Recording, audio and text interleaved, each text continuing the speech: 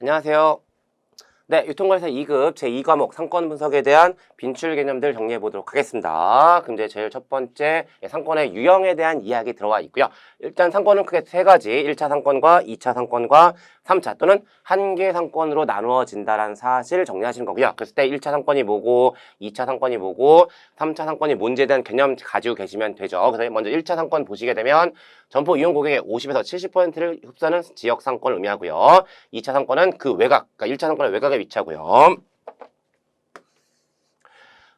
점포 이용 고객의 20에서 30%를 흡수하는 지역 상권을 의미한다라고 보시면 돼요. 그 다음에 그 나머지 상권이 3차 한 개 상권이 된다라고 보시면 되는 거죠. 그래서 1차 상권과 2차 상권과 3차 상권에 대한 개념들을 정리해 놓으시는 거고, 요 세 가지를 구분하는 거 생각보다 종종 물어보니까 확인해 놓으시면 되세요.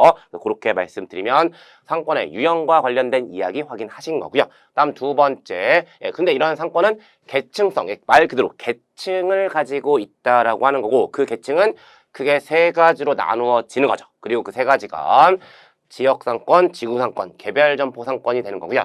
지역상권은 뭐라고도 이야기하냐면 총상권 지역이라고도 하는 거고, 개별점포상권은 지점상권이라고도 한다라고 보시면 돼요. 그럼 이제 요 세 가지에 대해서 뭐를 가장 중요하게 생각하셔야 되냐면, 계층성이니까 계층을 가지고 있다는 것은 더 포괄적인 개념부터 좁은 개념으로 나누어진다라고 보시면 되겠죠. 그랬을 때 가장 상위 포괄적인 개념이 지역 또는 총상권, 지역상권 또는 총상권 지역이라고 보시면 되고, 가장 하위 개념이 개별점포상권 또는 지점상권이 된다라고 보시면 돼요. 그래서 내용 잠깐 보시겠습니다.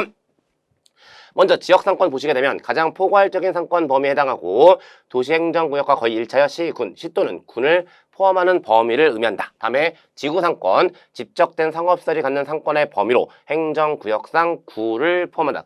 시, 군, 그때가 구죠. 다음에 개별점포상권, 각각의 개별점포들이 형성하는 상권, 구 밑에 들어가 있는 개별점포 단위의 상권을 의미한다라고 보시면 되고요. 결국 뭐가 가장 핵심적이게 요 세 가지를 순서대로 기억하시는 게 가장 중요하신 거예요. 그래서 가장 상위 개념 지역상권, 가장 하위 개념 개별점포상권이 된다라는 사실 정리하시면 되고요. 그게 바로 상권의 계층성에 대해서 이야기하는 내용들이라고 보시면 되는 겁니다. 다음 점두조사법이라는 거고요. 이 점두조사법 같은 경우에 기출문제들을 보시게 되면 이 점두조사법이라는 것을 정답을 체크하는 거 제일 많이 물어보는 형태 중에 하나죠. 그러니까 점두조사법이 뭔지에 대한 개념을 가지고 계시면 되는데, 뭐 밑에 내용 보겠지만 이 표현 그대로 보시면 돼요.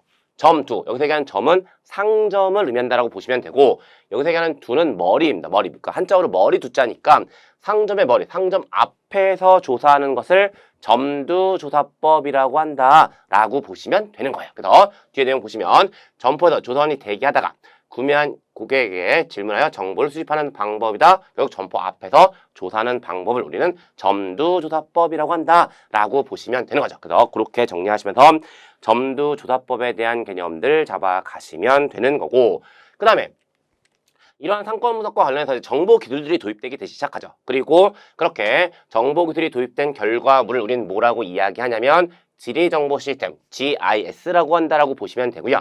이 GIS에 대한 개념 잠깐 보시면 지리정보, 즉 공간적으로 분포하는 정보를 처리, 관리하는 정보 시스템의 의미를 가지고 있다라고 보시면 돼요. 그래서 방대하고 다양한 공간 정보를 실시간으로 처리할 수 있다는 장점이 있으며 최적 입지를 선정하는 데 유용한 도구로 활용될 수 있다는 것이 GIS, 지리정보 시스템과 관련된 내용들이 되는데, 여기에 추가적으로 몇 가지 용어들을 좀 정리하실 필요성은 있죠. 그리고 어떠한 용어들에 대한 개념 잡아 놓으셔야 되냐면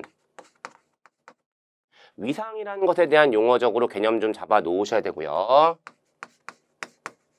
그 다음에 레이어라는 것에 대해서 정리를 좀 하시면 되죠. 그리고 중첩이라고 하는 것과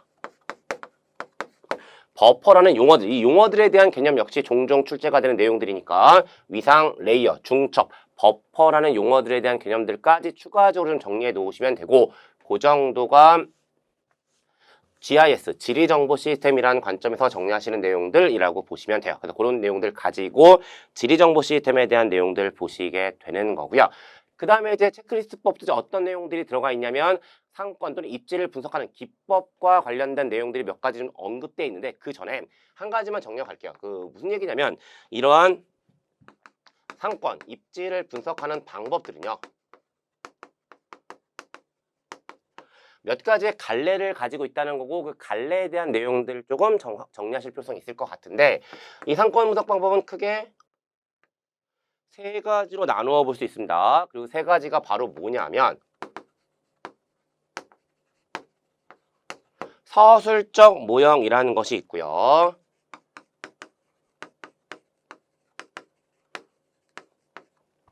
규범적 모형이라는 것이 있고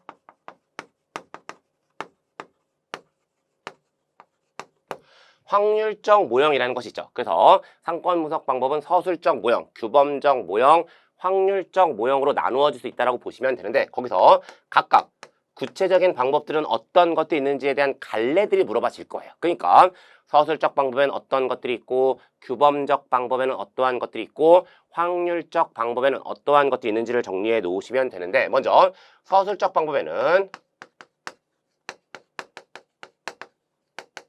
체크리스트법이 있고요. 유추법과 현지조사법과 비율법 같은 방법들이 가장 대표적인 방법이라고 보시면 돼요. 그 다음에 규범적 모형의 가장 대표적인 방법에는 크리스탈로의 중심지 이론이 있고요. 라일리의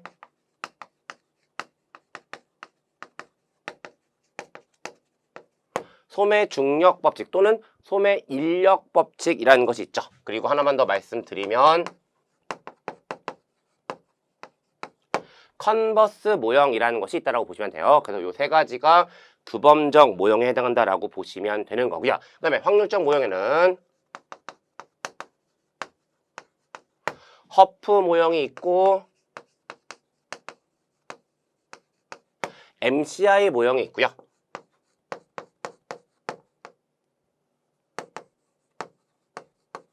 MNL 모형이 있다는 사실 정리하시면서 상권 분석 방법에 대한 구조 일단 먼저 좀 다시 한번 확인해 놓으시고요. 그 다음에 이 안에서 이제 필요한 내용들 몇 개 지금 보시고 계시는 겁니다. 그럼 이제 하나씩 보시면 제일 첫 번째 체크리스트법에 대해서 이야기하고 있고 말 그대로 뭘까요?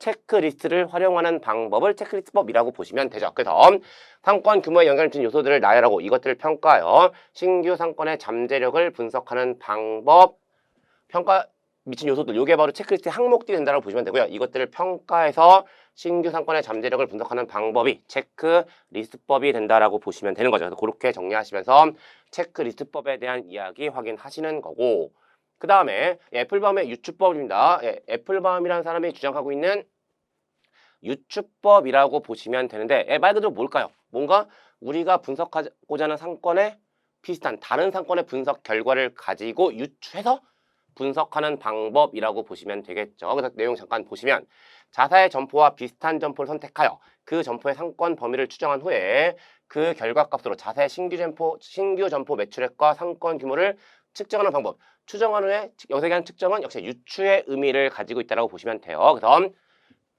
유추법에 대한 개념 잡아 놓으시면 되는데 이러한 유추법을 쓸 때 가장 많이 사용되는 도구 하나가 있는 거예요. 그리고 그 도구가 바로 뭐냐면 CST 지도라고 하는 거고요. 여기서 하는 CST 우리말로 뭐라고 번역하는 경우 있을 거냐면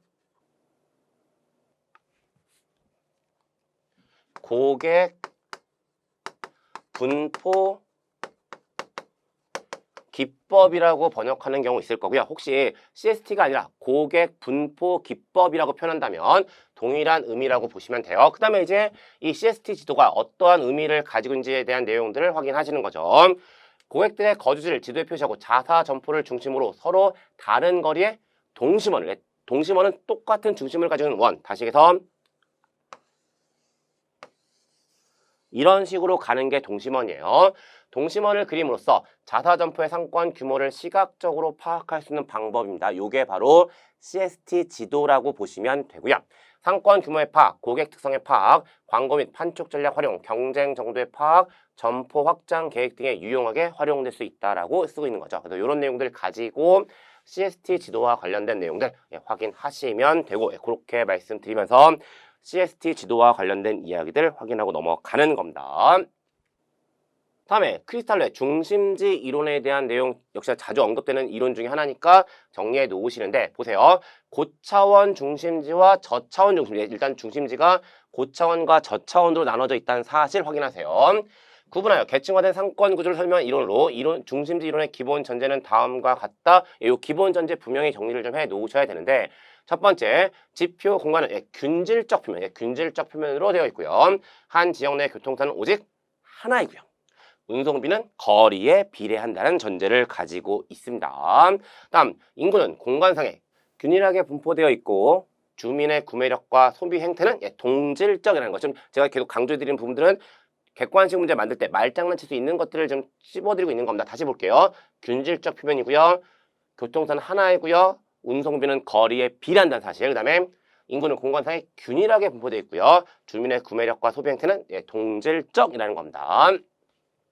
다음, 인간은 합리적이고 최소 비용으로 최대 이익을 추구하는 경제인이다. 여기서 얘기하는 경제인, 최소 비용으로 최대 이익을 추구하는 사람을 우리는 경제인이라고 하는 거고, 그렇게 가정하고 있다는 거고요. 소비자는 유사 점포 중에서 가장 가까운 점포를 선택한다라는 것이 중심지 이론의 기본 전제와 관련돼 있다라고 보시면 되고, 역시 여기다가 몇 가지만 좀 얹어 드릴게요. 이제 여기다 두 가지 정도만 더 추가적으로 정리하시면 될 듯한데, 첫 번째가 뭐냐면 역시 크리스탈의 중심지 이론에서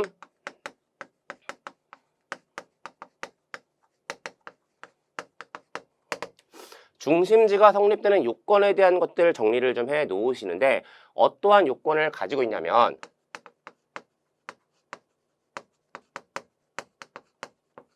최대 도달 거리가 있고요.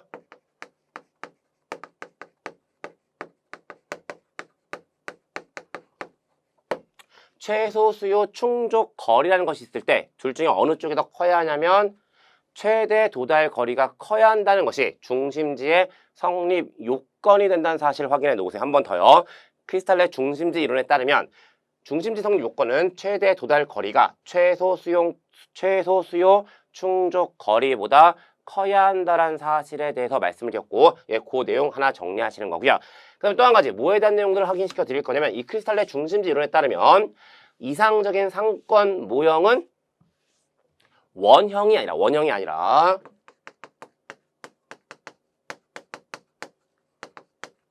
정육각형의 형태를 띠고 있다는 사실 기억해 놓으세요. 한 번 더 말씀을 드립니다. 크리스탈로의 중심지 이론에 따르면 가장 이상적인 상권 모형은 원형이 아니라 정육각형입니다. 지금 왜 제가 원형이 아니라 정육각형이라고 말씀을 드리냐면 정육각형 자리에 원형을 집어넣어서 틀린 내용들을 만들 거거든요. 그다음 다시 한 번 더 크리스탈로의 중심지 이론에 따르면 가장 이상적인 상권 모형은 원형이 아니라 정육각형의 형태를 띠고 있다는 사실 추가적으로 좀 정리하셨으면 하는 바람이 있는 거고, 그 정도 말씀드리면 크리스탈로의 중심지 이론과 관련된 이야기들 간략하게 다시 한번 확인해 보신 거예요. 다음 이제 비율법이라고 하는 거고, 역시나 비율법이니까 뭘 가지고 하는 걸까요? 몇 가지 비율을 가지고 상권을 분석하는 방법이라고 보시면 되겠죠. 그래서 말 그대로 몇 가지 비율을 활용하여 대상 점포를 선정하거나 평가하는 방법이라는 거고요. 자료 수집이 용이해 다른 방법에 비해 분석 비용이 저렴하지만 분석자의 주관이 개입될 가능성이 높고 가능 매출액에 대한 예측력이 낮다는 단점이 있다라고 쓰고 있는 거고요. 역시 한 가지 이 비율법에 국한된 문제뿐만 아니라 좀 포괄적인 팁을 드리면 어떤 방법이 있을 때 비용이 저렴하다는 장점을 가지면 반대로 정확성이나 예측력은 좀 낮다라는 단점을 가지고 있는 것은 거의 세트라고 보시면 되세요. 그래서 어떤 게 이제 비용이 좀 많이 들어간다라는 단점을 가지고 있다면 정확성이나 예측력은 높다는 장점을 가지게 될 거고요. 비용이 저렴하다는 장점을 가지게 되면 예측력이나 정확성은 낮다라는 단점을 가지고 있다. 이 내용들은 그냥 세트의 의미를 가지고 있다고 보시면 되고, 그런 느낌들을 가지고 다시 한번 확인해 보시면 되는 거죠. 그래서 그렇게 정리하시면 비율법과 관련된 이야기들 말씀드린 거고, 다음 라일리의 소매 중력 법칙에 대해서 이야기하는 거고요. 말 그대로 중력 법칙, 그러니까 물리학에서 얘기하는 중력 법칙이 있어요.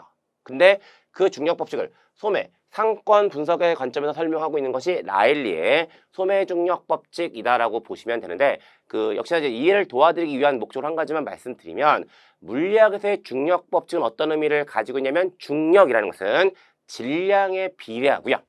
거리의 제곱에 반비례한다라고 이야기하고 있는 겁니다. 근데 지금 우리 상권 분석의 문제니까 질량이라는 표현을 쓸 수는 없는 거잖아요. 그래서 그 질량의 의미를 표현하기 위해서 상권 쪽에서 다른 걸 쓰고 있다고 보시면 되는데, 보세요.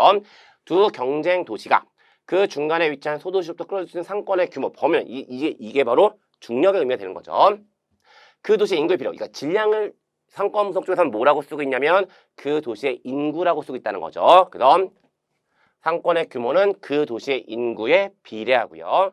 각 도시와 중간 도시 간의 거리 제곱에 반비례한다는 것이 라일리의 소매중력 법칙이라고 보시면 되고, 요게 이제 라일리의 소매중력 법칙에서 가장 핵심적인 내용들이라고 보시면 되는데, 역시나 이제 기출문제들을 확인해 보시면 이 라일리의 소매중력 법칙을 가지고 이제 그 중간 도시의 위치를 결정하는 거, 뭐 그런 것들에 대한 이제 계산 문제들도 종종 물어봐주고 있는 상황들이 되는 거고요. 제가 이제 기출문제 풀이 과정 통해서 이제 그 계산하는 방식들 다 말씀을 드렸으니까 다시 한번 좀 떠올려 보시면 될 듯하고, 이제 그 정도 이야기 드리면서 라일리의 소매중력 법칙과 관련된 이야기들 간단하게 정리하고 넘어가는 거고, 그 다음에 컨버스 모형의 분기점 모형이라고 하는 거고요. 두 도시 간의 구매 영역의 같은 분기점 위치를 구하는 방법이 된다라고 보시면 되고, 이 공식 역시나 조금 기억을 해 놓으시면 되는데, 물론 이 공식 자체를 그대로 쓰는 걸, 그러니까 공식 자체를 그대로 확인하는 문제가 출제된다기보다는 숫자를 주고요.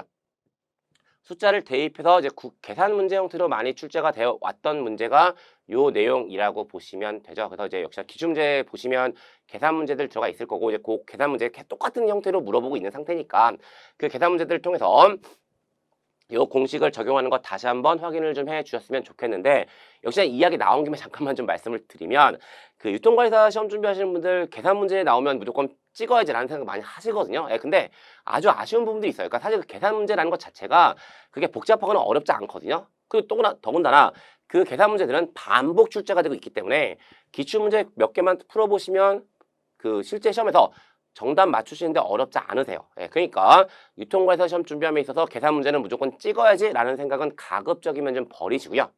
기출문제 통해서 좀 숙달시켜 놓으시면 복잡하거나 어렵지 않습니다. 그래서 그런 것들을 가지고 계산 문제들 정리하시게 되는데, 그 계산 문제들 중에 가장 대표적인 출제 유형이 앞에서 보셨던 라일리의 소매중력 법칙과 지금 보고 계시는 컨버스 모형에 대한 이야기가 된다라고 보시면 되는 거예요. 그래서 그 두 가지 일단 정리하신 거예요. 물론 이제 하나 더 보시면 허브 모형, 허브 모형 역시 계산 문제로 종종 언급되긴 하지만 상대적으로 이제 앞에서 얘기했던 라일리의 소매중력 법칙이나 컨버스 모형에 비해서는 빈도가 좀 낮은 내용이긴 하죠. 그럼 이제 허프 모형 어떤 내용들을 가지고 있냐면, 소비자가 점포를 선택할 확률은 점포의 매장 면적이 클수록 증가하고 점포까지의 거리가 멀수록 감소한다는 내용이라는 거예요. 특정 점포의 매력도를 점포의 면적만으로 측정하고 있어 영향을 미치는 다양한 요인들을 고려하지 않았다는 한계점을 가지고 있는 것이 허프 모형이라고 보시면 되고요. 그래서 이 허프 모형에 대한 기본적인 개념들을 좀 가지고 계셔야 될 듯 하고요. 그 다음에 역시나 허브 모형에서 소비자가 점포를 선택할 확률을 구하는 공식에 대한 이야기가 들어가 있는 거죠. 그래서 보시면 분모에는 A 점포까지의 거리의 람다 승에다가 A 점포의 면적과 B 점포까지의 거리에 대한 람다 승에다가 승분의 B 점포의 면적이 분모에 들어오는 거고요. 그 다음에 이거 이제 A 점포를 선택할 확률, 그러니까 전체 중에 A 점포를 선택할 확률을 구하는 공식이 이거라고 보시면 되고, 만약에 B 점포를 선택할 확률을 구한다면 여기가 이제 A 점포가 아니라 B 점포로 바뀌겠죠. 그러니까 그런 식으로 전체에서 두 개를 더해놓은 전체에서 선택하는 거에 대한 것들이 분자로 들어간 형태의 공식, 그게 바로 허프 모형에서의 공식이 되는 거고, 이 공식 역시나 좀 기억해 놓으시면 되는데, 여기서 이야기하는 람다는 이제 문제도 일반적으로 주죠. 그러니까 지금 이제 일반론적인 얘기를 하니까 람다라고 표시하고 있긴 하지만, 이제 이게 출제가 되면 이 람다의 값은 직접 숫자로 줄 거예요. 그러니까 그 숫자 주어진 내용들을 고려하셔서 문제 풀어가시면 되는 거고요. 그 정도가 이제 허프 모형 쪽에서 언급되는 내용들이 되는 거고요. 그 정도 정리하시면 돼요. 다음에 이제 그 M&L 모형에 대해서 이야기하고 있고요. M&L 모형에 대한 개념 잡으시면 될 텐데, 소비자의 점포 선택 행위와 특정 점포의 시장 점유율을 예측하는데 많이 이용되는 확률적 모형으로 각 점포에 대한 선택 확률을 예측은 물론 각 점포의 시장 점유율 및 상권의 크기를 추정할 수 있는 것이 M&L 모형이 된다라고 보시면 되고요. 그 정도 그냥 M&L 모형에 대한 개념 가지고 계시면 되세요. 그리고 거기까지 말씀드리면 상권 분석 방법들 중에 역시 개념적으로 조금 더 자세하게 보셔야 되는 것들 몇 가지 발췌해서 말씀드린 거고 그 정도 가지고 마무리 짓도록 하겠습니다. 그 다음에 이제 어떤 주제에 들어가 있냐면 부도심 소매 중심지 SBD 예, 이 영문 약자 꼭 좀 기억해 놓으세요. SBD라고 하는 거고요. 말 그대로 역시 부도심과 관련되어 있습니다. 도시규모 확장으로 여러 지역으로 인구가 분산되어 생긴 지역을 말하며 보통 주택가 주변에 위치하고 주민 편의성과 구매 욕구 충족을 목적으로 생긴 지역을 의미한다는 거고요. 주된 소매 업태는 슈퍼마켓, 일용 잡화점, 소규모 소매점 등이 있다라고 하는 거고 요게 이제 부도심 소매 중심지에 대한 내용이라고 보시면 되는 거고요. 그다음에 얘랑 좀 이제 비교해서 보셔야 되는 게 있죠. 그럼 이제 부도심이 있다면 뭐가 있을까? 중심지가 있을 겁니다. 중심지가 있을 거고요. 그걸 우리는 뭐라고 이야기하냐면 도심형 입지다라고 이야기하는 거고요. 역시 이제 그 번역이 여러 가지가 될 거니까 영문 표기 하나만 말씀을 드리면 CBD라는 표현 가지고 많이 이야기하죠. 그래서 SBD와 CBD에 대한 이야기들 가지고 두 개 비교해 놓으시면 돼요. 그래서 얘는 도심의 근처에 있는 게 부도심, 그다음에 얘는 도심에 대한 얘기에서 부도심과 도심의 차이점, 그리고 부도심은 SBD, 도심은 CBD라고 한다는 사실 확인해 놓으시면 되는 거고 그런 내용들 가지고 부도심, 소매 중심지에 대한 내용들 확인하시는 거고요. 그 다음에 역시나 이제 자주 언급되는 내용도 있으니까 여기다가 한 가지만 좀 얹어드릴게요. 얹어드릴 텐데 역시나 그 입지 유형이라는 것은 SBD와 CBD라고 하는 두 가지로 나눠볼 수 있지만 이제 지금부터 얘기 드리는 것도 종종 출제가 되니까 잠깐 얘기 드리면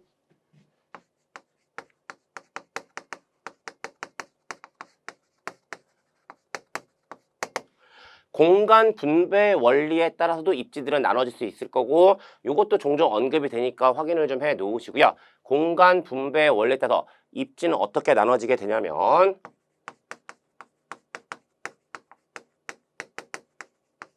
집심성 입지가 있고요. 집재성 입지가 있습니다. 그 다음에 산재성 입지라는 것이 있고요. 마지막으로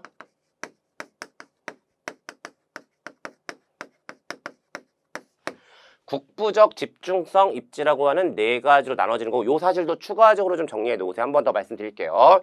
공간 분배 원리에 따라서 입지는 모두 네 가지 정도로 나눠지게 되는데 그 네 가지가 집심성 입지, 집재성 입지, 산재성 입지, 국부적 집중성 입지라고 하는 네 가지로 나누어진다는 사실 말씀드렸고요. 이것도 추가적으로 좀 정리해 놓으시면 될 듯 합니다. 그 내용까지 같이 말씀을 드리면서 이 내용들 확인하고 넘어가는 거고 다음에 이제 소매점의 지적 입지 특성에 대한 이야기 들어가 있고요. 역시 소매점 지적 입지 특성은 접근성, 가시성, 홍보성, 호환성으로 나누어질 수 있다라고 보시면 되고 접근성, 가시성, 홍보성, 호환성이 뭔지에 대한 개념을 잡아 놓으시면 되세요. 그래서 하나씩 확인해 보면 먼저 접근성이라는 것은 고객의 점포를 방문할 때 얼마나 빠르고 편리하게 찾아올 수 있는가. 요게 바로 접근성과 관련된 이야기라고 보시면 되고요. 다음에 고객의 점포를 쉽게 발견하여 인지할 수 있는가가 가시성. 얼마나 눈에 보이는지가 가시성이 되겠죠. 얼마나 쉽고 효과적으로 고객의 점포를 알릴 수 있는가니까 홍보성과 관련돼 있다라고 보시면 되고 상권 내 업종이 다양하게 구성되어 있어 고객의 유입을 쉽게 하여 경쟁력을 높일 수 있는가 얼마나 다양하게 구성되어 있는지가 호환성의 의미를 가지고 있다라고 보시면 돼요. 그래서 그렇게 정리하시면서 접근성, 가시성, 홍보성, 호환성에 대한 내용들 확인하시면 되는 거고요. 그렇게 정리하면서 소매점의 지리적 입지 특성과 관련된 이야기들 보시게 돼요.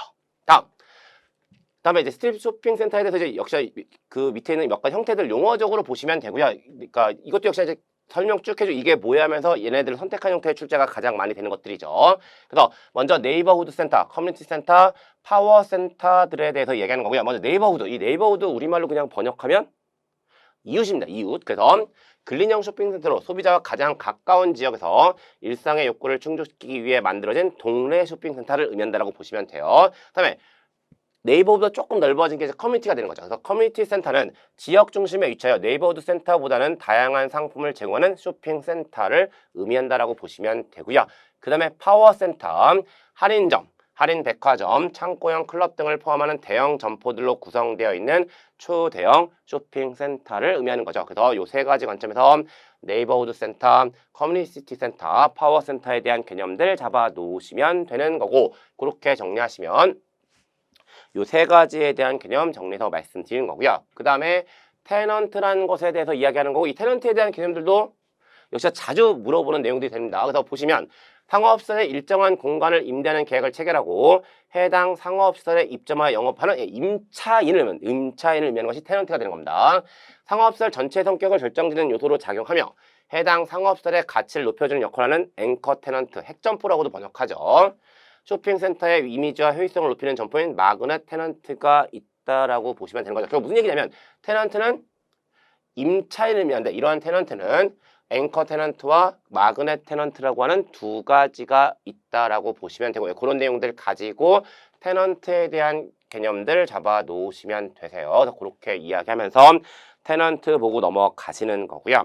그 다음에 넬슨의 입지선정 원칙에 대한 얘기 들어가고, 이것 너무나 자주 언급되는 내용들이 되는 거고, 각 원칙에 대한 개념들을 잡아 놓으시면 되는데 모두 8가지입니다. 그래서 어떤 거 8가지냐면 상권의 잠재력, 접근 가능성, 성장 가능성, 중간 저지성, 누적 흡입력, 양립성, 경쟁 회피성, 경제성이라고 하는 8가지가 되는 거고요. 각 8가지에 대한 개념들을 물어볼 거니까 이제 개념들 중심으로 정리하시면 되고요. 하나씩 보겠습니다. 먼저 상권의 잠재력이라는 것은 잠재된 수요를 파악하기 위해 알아야 한다는 것을 의미하는 거고요. 접근 가능성은 상권 내 유입된 고객을 본 점포로 흡인시킬 수 있는 것을 말합니다. 성장 가능성, 성장 가능성이니까 현재 입지가 지역을 대표해 계속적으로 뻗어나가는 매력적인 상권인가를 말하는 거고요. 중간 저지성, 점포가 상권의 중간에 위치함으로써 기존 상권으로 접근하는 고객들을 중간에 차단, 여기서는 차단이 바로 뭐냐면 저지의 의미를 가지고 있는 거예요. 그래서 고객들을 중간에 차단할 수 있는 가능성을 의미한다라고 보시면 되고요. 다음 누적 흡입력, 영업 형태가 비슷하거나 동일한 점포가 집중되어 있는 지역으로 고객의 흡입력을 극대화할 수 있는 가능성을 말한다. 누적 흡입력, 흡입력을 더해 놓은 거니까 고객의 흡입력을 극대화할 수 있는 측면을 누적 흡입력이라고 한다라고 보시면 되는 거고요. 그다음에 양립성, 상호 간의 호의 업종으로 점포 간의 고객을 주고받을 수 있는 현상을 의미한다. 여기서 양립하는 서로 주고받는 의미를 가지고 있기 때문에 점포 간의 고객을 주고받을 수 있는 현상을 양립성이라고 한다라고 보시면 되고요. 다음 경쟁 회피성, 경쟁 점포보다 우위를 확보할 수 있다는 거, 경제성, 비용 대비 수익성을 고려해야 한다는 측면들을 가지고 있다라고 보시면 돼요. 그래서 그렇게 정리하면서 8가지 보시게 되는데, 역시 이 중에 가장 많이 언급되는 것들이 있으니까 좀 몇 가지만 좀 발췌해드리면, 가장 대표적인 것들 먼저 중간 저지성에 대한 개념들 많이 언급될 거고요.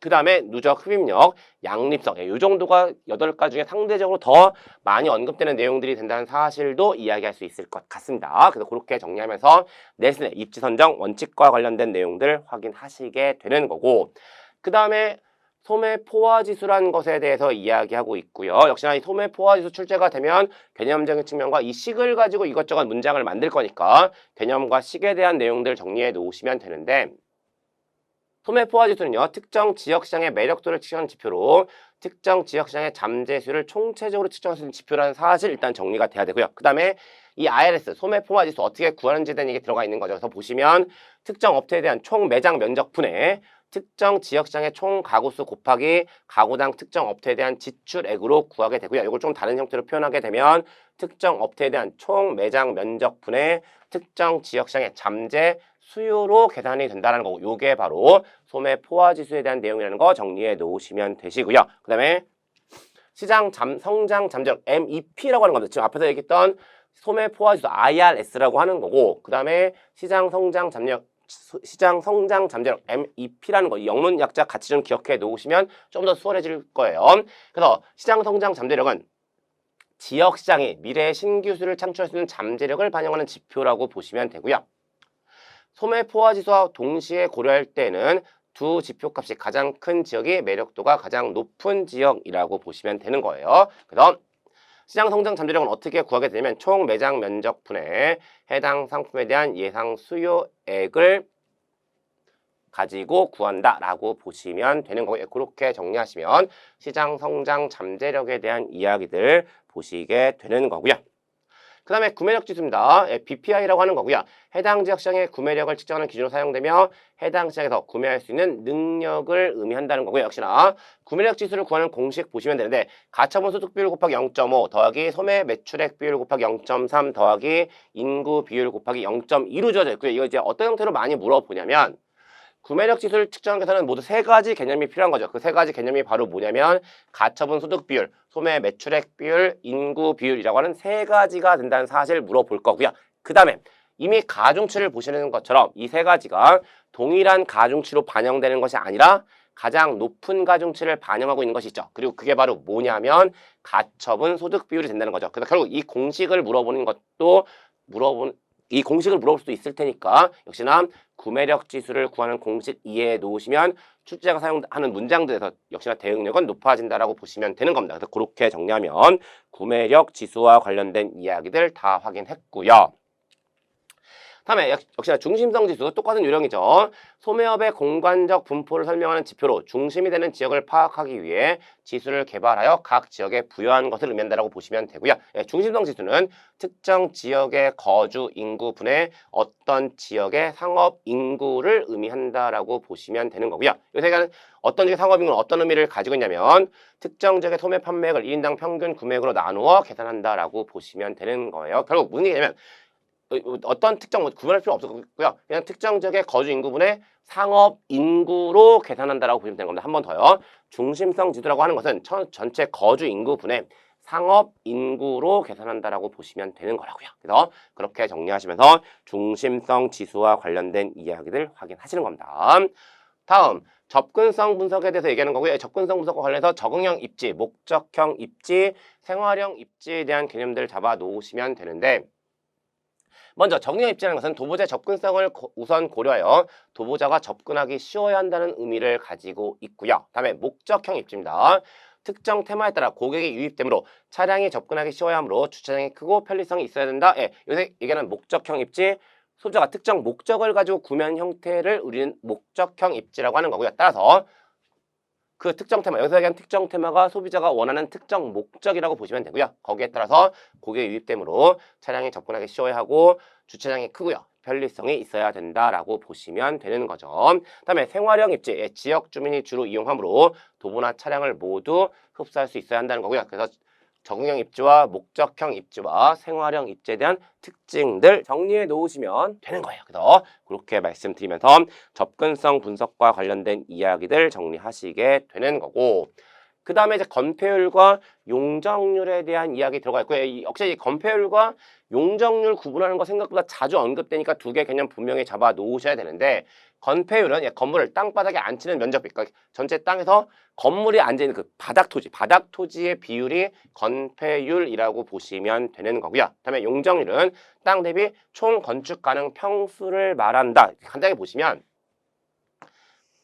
이만큼의 땅이 있어요. 근데 여기에 건물 1층, 2층, 3층이 올라갔습니다. 그럼 이제 전체 토지분의 건물이 앉은 요 면적의 비율이 바로 뭐가 되냐면 건폐율이 된다라고 보시면 되는 거고요. 근데 1층, 2층, 3층 있으니까 얘네들을 다 더해 놓은 게 바로 총 건축 가능 평수잖아요. 그래서 그게 바로 뭐냐면 용적률을 의미한다고 보시면 돼요. 다시 전체 중에 요 부분만 가지고 이야기하는 것이 건폐율, 전체 중에 얘를 다 더해 놓은 것이 용적률이라고 보시면 된다고요. 그래서 건폐율과 용적률에 대한 개념 차이 분명히 인지해 놓으셔야 되는 거고 역시 출제상으로 건폐율 자리에 용적률을 집어넣던가 용적률 자리에 건폐율 집어넣어서 틀린 내용들 계속 만들어낼 거니까 두 개 구분해 놓으실 필요성 있는 겁니다. 그 다음에 이제 마지막으로 상가 건물 임대차 보호법에 대한 이야기 들어가 있고 역시 몇 가지 내용들 확인하시면 되는데 상가 건물, 그러니까 여기 상가 건물에 종교, 자선단체 및 친목 모임 사무실 등은 적용되지 않는 거예요. 상가 건물을 적용돼서 하는 민법의 특별법을 상가 건물 임대차 보호법이라고 하게 되는 거고요. 그랬을 때 먼저 임차인의 계약갱신 요구에 대한 정당한 거절 사유는 어떤 것들인지를 물어볼 거니까 그 내용이 들어가 있다고 보시면 되고요. 하나씩 보면 임차인이 3기의 차임액에 해당하는 금액에 이르도록 차임을 연체한 사실이 있는 경우, 임차인이 임대인의 동의 없이 목적 건물의 전부 또는 일부를 전대한 경우, 임차인이 임차한 건물의 전부 또는 일부를 고의나 중대한 과실로 파손한 경우, 서로 합의하여 임대인이 임차인에게 상당한 보상을 제공한 경우에는 임차인의 계약갱신 요구에 대한 정당한 거절 사유가 된다는 거고, 요거 물어볼 거니까 정리해 놓으시는 거고요. 거기에 추가적으로 역시 수치적으로 좀 몇 가지 보시면 되는데, 상가 임대료의 인상률 상한은 5%라는 사실 인지해 놓으세요. 그 다음에 갱신 가능한 계약기간은 10년이라는 기간을 가지고 있다는 사실도 기억을 좀 해 놓으셔야 될 듯 하고요. 요 정도가 상가 건물 임대차 보호법에 대해서 정리하신 내용들이 되는 거고, 여기까지가 상권 분석과 관련된 빈출 개념 전부 다라고 보시면 되는 거고, 여기까지 말씀드리면서 상권 분석에 대한 빈출 개념 전부 다 마무리 짓도록 하겠습니다. 네, 수고하셨습니다.